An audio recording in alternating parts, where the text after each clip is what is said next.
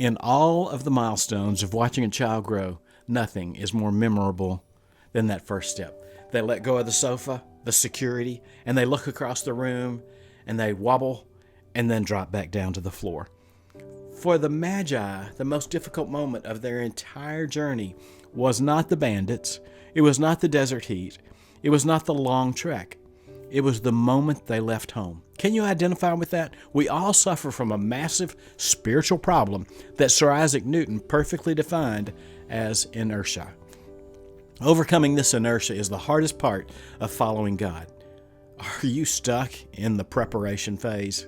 Welcome back to Following the Star, Day 12. We've prepared ourselves. We have the Word, we have the star, we have the plan, we have the company. Today, we address the hinge point, the first step. The greatest difficulty in any calling is often simply starting. That struggle to start is defined by inertia. Inertia is an object's natural state, its tendency to resist any change in its motion. An object at rest will stay at rest until an outside force makes it change. This idea is explained by Sir Isaac Newton's first law of motion.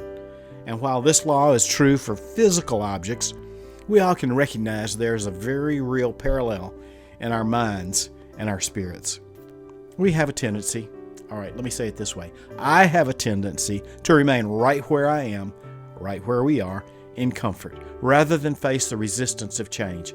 We become victims of our own spiritual inertia. For our wise men, the most difficult moment of their journey was likely that moment of departure.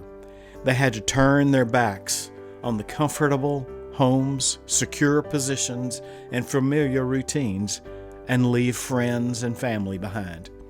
Starting requires overcoming that powerful inertia. Despite all of the preparation, the star, the plan, the gifts, faith does not truly activate until the first step is taken, until the heavy weight of their comfort zone was pushed by the external force of their conviction. They were still just scholars, not travelers. I know many people who spend their lives in the preparation stage. They are perpetually studying, planning, and waiting for the perfect moment. We have the conviction, the resources, the community, but we are paralyzed by the thought of leaving comfort. Yet the journey of faith is defined by movement. Think of Abraham in the book of Genesis, who left his homeland without a map, simply because God said, "Go to a place that I will show you." His faith was demonstrated entirely in that initial action. If you wait for the journey to look easy, you will never go. As an author, I was coached, if you wait until your book is perfect, you'll never be a published author. That is a lesson for all of us. You can't wait until the circumstances around you are perfect. You must simply get started. What step is God asking you to take this Advent?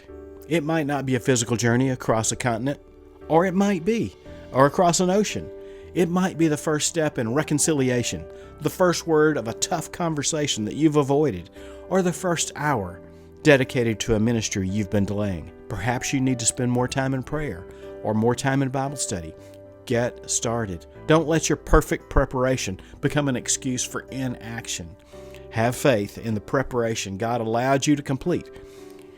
Mount your camel and move. The desert will be less intimidating once you're in it, because the force that overcomes inertia is the power of God's call put into action. The first step is often the hardest, but it is the one that activates your faith. The Bible says, "So Abram went as the Lord had told him, and Lot went with him. Abram was 75 years old when he set out from Haran." Genesis 12:4. What is the very first step you're committing to take today to overcome inertia? Share it in the comments below, and join us tomorrow for Day 13 of Following the Star. Don't forget, to like, share, subscribe, click the bell, all of those things. See you tomorrow.